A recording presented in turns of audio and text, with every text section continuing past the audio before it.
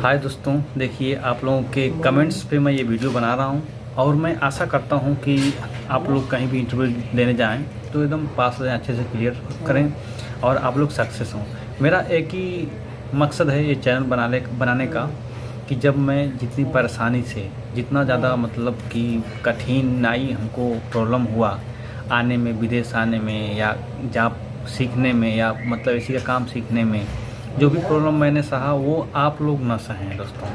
तो इसलिए मेरा मकसद ही है कि ऐसे जो भी लोग हैं जो काम सीखना चाहते हैं या काम करना चाहते हैं या विदेश आना चाहते हैं, उनको क्या क्या प्रॉब्लम होता है और कैसे कैसे वो इंटरव्यू दे करके आ सकते हैं, इसके लिए मैं वीडियो बना रहा हूँ। तो आप लोग इसका ध्यान रखिए। देखिए, सबसे पहले दोस्तों देखिए, एक मुद्दे पे आते हैं हम। हमारा जैसे एक मकसद था कि इंटरव्यू कहाँ कहाँ पे जाता है, कैसे कैसे होता है, तो उसको बताना। तो देखिए, आप लोगों को मैं बता रहा हूँ ये बात कि सबसे पहला नंबर तो इंटरव्यू का जो भी है डेट वगैरह 23 जनवरी को एक का इंटरव्यू है। तो उसमें हमारे बहुत से सब्सक्राइबर जा रहे हैं इंटरव्यू देने के लिए। तो भाई हमारे सब्सक्राइबर जो पूछे कि भैया कुछ टिप्स बता दीजिए, तो देखिए टिप्स तो हम अब जो बताएंगे वो पता नहीं सक्सेस है कि नहीं है, लेकिन जो भी हमको मालूम है, हमने बहुत ज़्यादा सारा इंटरव्यू हमने भी दिया है, तो जो भी हमको मालूम है और हमारे दोस्त लोगों भी इसमें शामिल हैं, उन लोगों का भी मतलब जो भी है जानकारी नॉलेज, उसके हिसाब से मैं आपको बता रहा हूँ।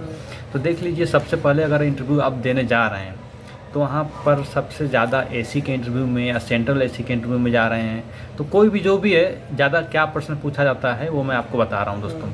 सबसे पहले आपको पूछा जाएगा, आप अगर आप वहाँ पे गए इंटरव्यू में तो जाते ही सबसे पहले आपको या तो एक एक पेपर दे दिया जाएगा, 2-4 पेपर या एक एक पेपर दिया जाता है और बोला जाता है कि उसमें कुछ प्रश्न लिखा रहेगा। बोला जाएगा कि भाई उस प्रश्न को पढ़ो और आंसर लिखो। सेम टू सेम परीक्षा जैसे इंडिया में होता है ना, स्कूल में आप देते हैं एग्जाम, वैसा होता है। लेकिन कभी कभी क्या होता है ना, आपके सामने इंटरव्यूअर जो है कि इंटरव्यू लेने वाला सामने बैठा रहेगा और पेपर दे देगा, क्वेश्चन करेगा और आपको आंसर देना रहेगा सामने सामने। तो उसमें क्या होता है कि आप गए ना, सबसे पहले आपको गुड मॉर्निंग बोलना है और गुड मॉर्निंग सर बोल के आपको बैठना है। बैठने के बाद आपसे पूछेगा कि भाई आपका नाम क्या है, नाम हम क्या काम किए हो। तो एक बार वो पूछा ना कि आपका नाम क्या है, तो आप अपना नाम बता करके क्या क्या काम किए हो, कहाँ कहाँ पे काम किए हो और क्या क्या काम आप कर लोगे, किस किस चीज़ का आप काम करने का नॉलेज रखते हो, वो आपको सारा बता देना होगा एक ही बार में। ऐसा नहीं कि वो बार बार एक एक चीज़ पूछेगा, कहाँ काम किए, कैसे किए, वो नहीं। आप एक बार बैठे पूरा बता दीजिए। वो भी ये बात रट लीजिए आप। जैसे इंग्लिश आपको नहीं आती है ना, फिर भी आप इंग्लिश में अपना नाम रट लीजिए, कहाँ कहाँ काम किए हैं, कितना साल हो गया, वो सब मतलब इंग्लिश में एक बार रट लीजिए। ज़्यादातर इंग्लिश में इंटरव्यू होता है, तो इंग्लिश में रट लेंगे ना, तो उससे क्या फ़ायदा होगा कि जब इंटरव्यू आएगा ना और इंग्लिश में आपसे पूछा भाई कि तुम्हारा क्या नाम है और क्या काम कर लेते हो, तो एक बार आपने पूरा बता देंगे ना कि ये काम कर लेता हूँ, इस कंपनी में मैंने काम किया है, इतना साल काम किया है, अपना नाम वगैरह ये सब मिक्स करके बता देंगे। तो इससे क्या होगा कि वो प्रभावित हो जाता है, हाँ कि हाँ बंदे को नॉलेज है करके। तो इससे क्या होता है कि सिलेक्शन होने का चांस उसमें बढ़ जाता है आपका। तो इसमें ये चीज़ आपको ध्यान रखना चाहिए। अगर कुछ भी इंग्लिश नहीं आ रहा है तो इतना मतलब थोड़ा सा पढ़ लिख लीजिए कि हाँ मैं बोल सकूं कि मुझे मेरा नाम क्या है, DX central window AC, split AC, ductable AC and I know how to bridging, ये सब मतलब आपको बता देना है। ये सब तरीक़ा से बताएंगे तो बहुत अच्छा रहता है। हाँ, उसके बाद से वो पूछेगा कि भाई आपको इंग्लिश में, कि जो भी इंग्लिश में पूछेगा वो इंग्लिश में पूछेगा, वो इंग्लिश में अब नहीं बताऊंगा मैं आपको। हाँ, उसमें बहुत ज़्यादा टाइम लगेगा। सबसे पहले तो मान लीजिए ज़्यादातर पूछते हैं ना, सबसे पहला प्रश्न होता है कि रिफ्रेशन साइकिल के बारे में बताओ। अगर आपको मान लीजिए पेपर मिला है तो उसमें ज़रूर ये प्रश्न रहेगा कि रिफ्रेशन साइकिल का आपको मतलब चित्र बनाना है। तो उसमें चित्र में क्या क्या रहेगा मैं बताता हूँ आपको। सबसे पहले कंप्रेसर आपको बनाना है, कंप्रेसर का चित्र। कंप्रेसर के बाद से कंडेंसर कॉयल के बाद से आपका होना चाहिए एक्सपेंशन, अपना स्टेनर होना चाहिए, स्टेनर हो गया या फिल्टर टायर हो गया। उसके बाद से एक्सपेंशन वाल हो गया या कैपिलरी हो गई। उसके बाद से आपका कूलिंग कॉयल हो गया, कूलिंग कॉयल के बाद से आपका फिर से कंप्रेसर आ गया। तो ये सब बातें मतलब रहती हैं। अब मैं नॉर्मली बता रहा हूँ, पूरा खोल के बताएंगे तो और ज़्यादा बड़ा हो जाएगा, टाइम लगेगा उसमें। हाँ, तो ये एक चीज़ मतलब अगर बनाना रहेगा पेपर पे तो आप बना देंगे नॉर्मल तरीके से। फिर आपका अगर इंटरव्यू पेपर नहीं दिया है, डायरेक्ट पूछ रहा है तो आपसे पूछेगा कि भाई बताओ रेफ्रिजरेशन साइकिल का बताइए, तो आप बता सकते हैं कि फर्स्ट नंबर कंप्रेसर से फिर डिस्चार्ज लाइन से फिर आपका हो गया कंडेंसर कॉयल से फिर हो गया आपका फिल्टर डायर से हो गया फिर एक्सपेंशन वाल्व या कैपलरी के बाद से आपका जैसे कि स्टेनर भी होता है। देखिए मैं स्टेनर भूल गया, जैसे स्प्लिट में आपका स्टेनर आएगा। स्टेनर और फिल्टर डायर सेम ही काम होता है, लेकिन बड़ा सिस्टम है तो फिल्टर डायर रहेगा और छोटा सिस्टम है तो स्टेनर रहेगा। उसके बाद से आपका कैपलरी हो गया। कैपलरी अगर छोटा सिस्टम है तो कैपलरी, अगर बड़ा सिस्टम है तो अपना एक्सपेंशन वाल्व हो गया, ये सब हो गया। उसके बाद से आपका कूलिंग कॉयल आएगा।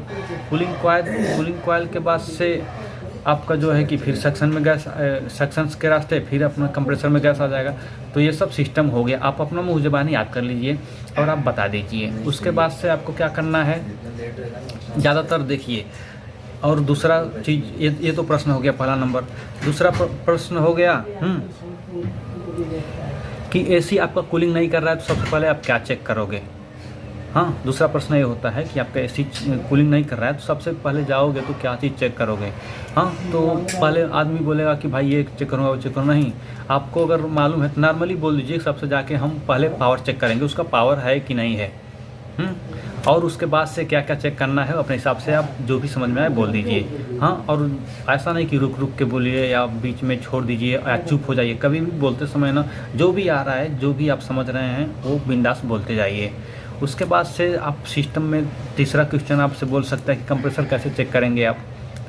तो कंप्रेसर का देखिए, अगर 3 फेस है तो चेक करेंगे तो कैसे चेक करेंगे, अगर सिंगल फेस है तो चेक करने का उसका CSR चेक कैसे चेक करेंगे, वो आप वीडियो वगैरह देख लीजिए। और मेरा भी वीडियो अगर रहेगा तो वहाँ पे जाके देख लीजिए, ये सब देख लीजिए आप। उसके बाद से देखिए दोस्तों, हाँ, आइस, एसी में आइस क्यों आता है, उसका बहुत बार प्रश्न हो सकता है कि एसी में आइस क्यों आता है। तो अगर आप चेक कर रहे हैं ना तो चेक कर लीजिए आइस क्यों आता है करके। पहला नंबर तो देखिए, आइस आने का रीज़न आप बोल सकते हैं कि भाई फिल्टर गंदा होगा, फिल्टर गंदा हो सकता है, इंडोर मोटर नहीं चल रहा होगा, ब्लोअर नहीं चल रहा होगा, ये सब आप बोल सकते हैं। और इंग्लिश में आराम से बोल सकते हैं, ये ज़्यादा बड़ा क्वेश्चन नहीं है। फिर आप बोल सकते हैं और बहुत से क्वेश्चन आ सकते हैं, लेकिन एक क्वेश्चन और होता है ना कि जैसे सेंट्रल एसी का अगर इंटरव्यू हो रहा है तो उसमें पूछेंगे कि भाई आपका एसी जो बार बार HP ट्रिप हो रहा है, HP में क्यों जाता है। तो HP में क्यों जाता है बार बार, तो आप बोल सकते हैं कि आउटडोर मोटर ख़राब है, वो बंद हो सकता है, या तो कंडेंसर कॉयल बहुत ज़्यादा गंदा है तो इसके लिए। तो ये सब आपको थोड़ा याद कर लेना है और ऐसे आपको इंटरव्यू देना है। और इंटरव्यू देने जा रहे हैं ना तो सबसे पहले आपके डॉक्यूमेंट, जो भी डिग्री वगैरह है, जो भी आपने ITI डिप्लोमा किया है वो सब लेके जाएं और ले जा कर के वो सब अपने पास रखें। और जो भी रखें तो आराम से बैठें और अच्छे से बैठ के इंटरव्यू दें बिना डरे। कोई बात नहीं, एक नहीं इंटरव्यू होगा, दूसरा का हो जाएगा, तीसरा का हो जाएगा, मुश्किल नहीं है। एक इंटरव्यू देंगे, 2 देंगे, 3 देंगे, 4 इंटरव्यू देंगे तो आपका कहीं कहीं सिलेक्शन हो ही जाएगा। ओके दोस्तों, थैंक यू दोस्तों।